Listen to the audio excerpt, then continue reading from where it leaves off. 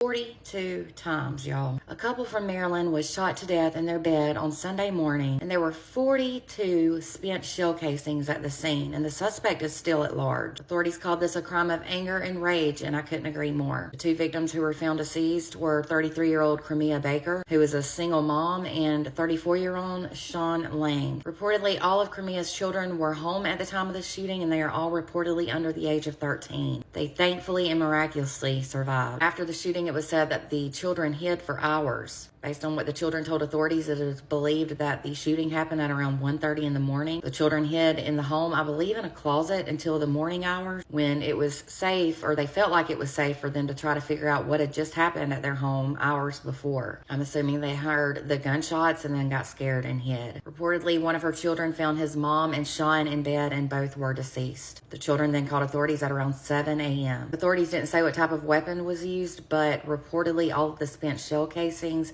at the scene were 40 cals. The sheriff stated that he believes that both of the victims were in a relationship together, that they were dating, and that Sean had been living in the home for a few days. Cremia shared one of the children with Sean, but the others were from another man. Luckily, none of the children were physically harmed, but they will all have to mentally deal with this for the rest of their lives. The children are now in the care of social services, and they were reportedly ages 11, 10, 9, and 7 months. There is a GoFundMe to help those children if you're interested in donating. A person close to this case did tell me that there is a trust so that the kids can be kept together and not separated. It was said that this is shocking to everyone in Frederick County. Multiple agencies are said to still be investigating this incident, and so far they have not, at least publicly, named a suspect. They did say, though, they don't believe there's any threat to the local community and that the killer likely knows the two victims. Now, I will say this. I was told she had some previous issues with domestic violence. Not with Sean, but another partner, I believe an ex,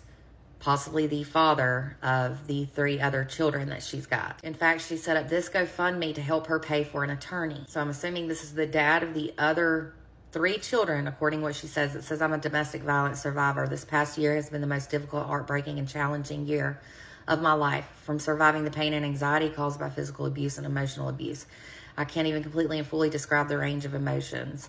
Now to have my children's abusive father and his mother hide my children from me with no contact or information on where they are at. No contact means I have not heard from them, heard a location that they are at. And worse, don't even know how they are doing. This is heartbreaking as I don't have the financial resources to properly fight against this. He is unstable mentally and already has reports of threatening family with a loaded weapon. So surely cops are looking into this guy.